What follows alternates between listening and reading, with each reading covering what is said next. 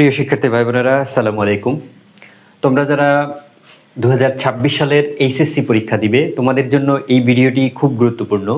এই ভিডিওতে আমরা জানব কিভাবে তোমরা পরীক্ষার খাতায় লিখলে এ প্লাস পাবে, কিভাবে তোমরা একটা পৃষ্ঠাকে সাজাবে, পরীক্ষার খাতাকে তোমরা কিভাবে সাজাবে, কিভাবে অলংকার ব্যবহার করবে অল্প সময়ে, অল্প লিখে কিভাবে বেশি মার্কস পাবে, এবং বিশেষ করে বাংলায় সৃজনশীল তোমরা কিভাবে লিখবে। এই ভিডিওটি তোমরা শুরু থেকে শেষ পর্যন্ত দেখবে, ইনশাল্লাহ তোমরা উপকৃত হবে। তো চলো শুরু করি। দেখো, আমি কিন্তু একটা সৃজনশীলের উত্তর আমি এখানে লিখেছি। দেখো, খ থেকে শুরু করেছি। এখানে যে 1-এর খ নং প্রশ্নের উত্তর, দেখো আমি এই লেখাটা লেখার পরে, খ নং প্রশ্নের উত্তর লেখার পরে আমি শুরু কোথা থেকে করেছি? মাঝখান থেকে শুরু করেছি, ঠিক আছে? আবার দেখো যে এটা শেষ করেছি কোথায়? একদম কিন্তু এই পেজের শেষ পর্যন্ত, ডান পাশের একদম শেষ পর্যন্ত কিন্তু আমি যাইনি। এরপর আবার দেখো মার্জিন যেখানে টেনেছি, সেই মার্জিনের একদম সাথে কাছ থেকেই কিন্তু আমি শুরু করিনি, একটু পরের থেকে আবার শুরু করেছি, ঠিক আছে? আবার এই প্যারাটা শেষ করে আমি কিন্তু এখানে একটু ফাঁকা রেখেছি এবং 1-এর গ নং প্রশ্নের উত্তর এই লিখেছি। এরপরে দেখো এইটার এখানে কি অবতরণিকা কোন জায়গাটায় লিখেছি, এবং এই অবতরণিকা লিখে এরপরে আবার শুরু কোন জায়গা থেকে করেছি। এইভাবে যদি তুমি খেয়াল করতে পারো, এইভাবে যদি তুমি খাতায় লিখতে পারো, সাজিয়ে লিখতে পারো, ইনশাল্লাহ তুমি 100% মার্কস পাবে। কারণ খাতা তোমার থাকতে হবে একদম পরিষ্কার, ঠিক আছে? দেখো আমি কয়টা লাইন লিখে আমি খাতাটা ভরে ফেলেছি, পৃষ্ঠাটা ভরে ফেলেছি। দেখো মাত্র এখানে কিন্তু 8টা লাইন, এখানে আছে কয়টা? 3টা, 6টা, 6টা 2টা 8টা লাইনে দেখো পুরা পৃষ্ঠাটা ভরে গেছে। এইভাবে যদি তুমি লিখতে পারো, ইনশাল্লাহ 100 মার্কস পাবে। এরপরে দেখো যে এই যে আমি আবার পরের পেজে, দেখো পরে ওই আগের পেজের একটা অংশ ছিল পরের পেজে, সেটা লিখেছি। সেটা আবার কোন জায়গা থেকে শুরু করেছি? মাঝখান থেকে শুরু করেছি, ঠিক আছে? আবার দেখো এখানে কিন্তু একদম শেষ পর্যন্ত যাইনি, কোন জায়গা থেকে শুরু করেছি। এইগুলি কিন্তু তোমাকে খেয়াল রাখতে হবে। আর অবশ্যই কবিতার যখন সৃজনশীল তুমি লিখবে, অবশ্যই কিন্তু কবিতার লাইন ব্যবহার করতে হবে, এবং কবিতার লাইন যখন তুমি ব্যবহার করবে, সেই লাইনের আবার কিন্তু ব্যাখ্যা নিচে তোমাকে দিতে হবে, এবং পৃষ্ঠার নিচে অবশ্যই তোমার কিন্তু জায়গা রাখতে হবে, ঠিক আছে? একদম নিচ পর্যন্ত লেখা যাবে না, তাহলে কিন্তু তোমার মার্কস আসবে না। হ্যাঁ, পরীক্ষার খাতাও ভালো দেখাবে না এবং এক্সামিনার তোমাকে মার্কস বেশি দিবে না। এইভাবে তোমার লিখতে হবে। এরপর দেখো গ নং এবং গ এবং ঘ, এই দুইটা প্রশ্ন যখন লিখবে, কারণ এই দুইটা প্রশ্নে তোমার কি থাকে? মার্কস থাকে বেশি। হ্যাঁ, সৃজনশীলে দেখো এটাকে কি লিখতে হবে? ভূমিকা লিখতে হবে, সাদৃশ্য কি, ব্যাখ্যা, তারপর উপসংহার। এরপরে ঘয়ে কি? ভূমিকা, বিশ্লেষণ, মূল্যায়ন, উপসংহার, ঠিক আছে?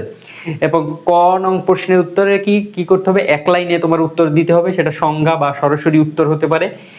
ক্ষয়ে কি করতে হবে? 3 থেকে 4 লাইনের মধ্যে তোমার ব্যাখ্যাটা লিখতে হবে, যেটার মধ্যে মূল বক্তব্য থাকবে এবং ব্যাখ্যা থাকবে, ঠিক আছে? কবিতার লাইন কোথায় ব্যবহার করা ভালো, কোথায় তুমি কবিতার লাইনটা ব্যবহার আসলেই করবে, ঠিক আছে? হ্যাঁ, কবিতার লাইন কিন্তু অনেকে ব্যবহার করতে পারে না বা করে না। এই কারণে কিন্তু মার্কসও পায় না। তোমরা জানো যে বাংলায় এ প্লাস পাওয়া কিন্তু কঠিন। তোমরা এইভাবেই জানো, কিন্তু তোমরা যদি গুছিয়ে লিখতে পারো, আমার মতো এইভাবে যদি সাজিয়ে তোমরা যদি লিখতে পারো, ইনশাল্লাহ তোমরা বাংলায় এ প্লাস অবশ্যই পাবে। দেখো কবিতার লাইনটা ব্যবহার করতে হবে অনুধাবনমূলক যে প্রশ্নটা লিখবা তার উত্তরের ব্যাখ্যার সময় লিখবা, প্রয়োগমূলকের উত্তরে যখন সাদৃশ্য দেখাবা তখন লিখবা, আর উচ্চতর দক্ষতার ক্ষেত্রে যখন বিশ্লেষণ বা মূল্যায়ন করবা, তখন ওই সময় কবিতার লাইন ব্যবহার করবা, এবং উদ্ধৃতি দেওয়ার পর অবশ্যই তার ব্যাখ্যাটা তুমি লিখবা। এরপরে দেখো সবচেয়ে বেশি নাম্বার যদি পেতে চাও, বাংলায় যদি এ প্লাস পেতে চাও, তাহলে তোমার কি মার্জিনটা তোমার কিন্তু ঠিক রাখতে হবে। দেখো মার্জিনটা কি করতে হবে? ঠিক রাখতে হবে।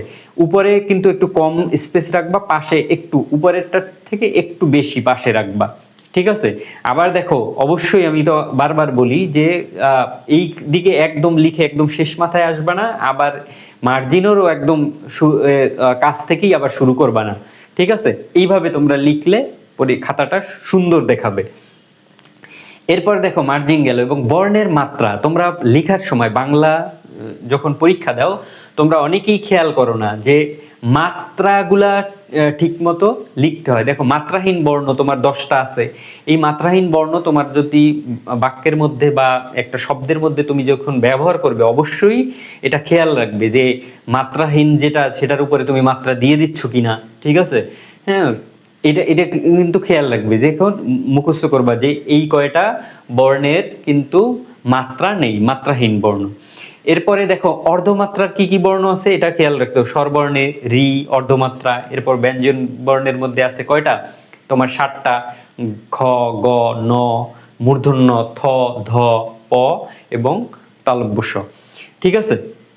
এটা কিন্তু তোমাকে অবশ্যই খেয়াল রাখতে হবে। এরপর বিরাম চিহ্ন, বাংলা লেখার ক্ষেত্রে অবশ্যই বিরাম চিহ্ন, তুমি দাড়ি কোথায় ব্যবহার করতেছো, কমা কোথায় ব্যবহার করতেছো, তারপর হচ্ছে তোমার সেমিকোলন, কোলন কোথায় ব্যবহার করতে হবে, এই ব্যবহারগুলি ভালো করে শিখবা, এইভাবে প্র্যাকটিস করবা, তাহলেই তোমরা বাংলায় A+ পাবা। এরপর দেখো পেজ ফাঁকা রাখা যাবে না। একটা তোমার ভুলে কোনো পেজ যদি ফাঁকা থেকে যায় তখন অবশ্যই সেই পেজটার উপরে তোমরা এরকম একটা দাগ দিয়ে দিবা। যদি ভুলে ফাঁকা থেকে যায় মানে পেজটা কেটে দিবা।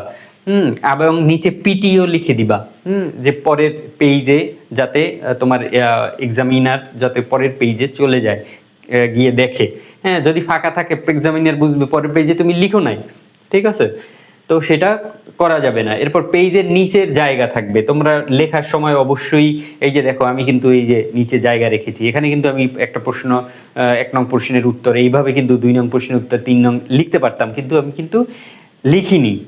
কারণ সৌন্দর্য নষ্ট হবে। তোমরা যেটা প্রশ্ন যখন শেষ হবে যদি এখানেও শেষ হইতো তখনও কিন্তু আমি লিখতাম না, পিটিও লিখে পরের পেজে চলে যেতাম, ঠিক আছে। এই জিনিসগুলি তোমরা খেয়াল রাখবে। আর পিডিও লেখাটা তো অবশ্যই তোমরা লিখবে, ঠিক আছে। এইভাবে যদি তোমরা পরীক্ষা দাও, পরীক্ষার খাতায় যদি এইভাবে তোমরা লিখতে পারো, ইনশাল্লাহ বাংলায়ও তোমরা A+ পাবা। অনেকেই বলো যে বাংলায় A+ পাওয়া যায় না, কিন্তু হ্যাঁ বাংলায় কিন্তু A+ পাওয়া যায়, এইভাবে যদি তোমরা লিখো, বাংলা যদি এইভাবে পরীক্ষা দাও। ধন্যবাদ। এইভাবে তোমাদেরকে প্রত্যেকটা বিষয়ে আমি সাজেশন দিব এবং কিভাবে তোমরা পরীক্ষার খাতায় লিখবে, কিভাবে লিখলে A+ পাবে ইনশাল্লাহ আমার এই চ্যানেল থেকে তোমরা পাবে। যদি আমার ভিডিওগুলি ভালো লেগে থাকে এবং তোমরা যদি অন্য ভিডিওগুলি পেতে চাও, সাজেশন পেতে চাও এবং লেখার কৌশল জানতে চাও, তাহলে অবশ্যই আমার এই চ্যানেলটা সাবস্ক্রাইব করো এবং শেয়ার করো। ধন্যবাদ। আসসালামু আলাইকুম।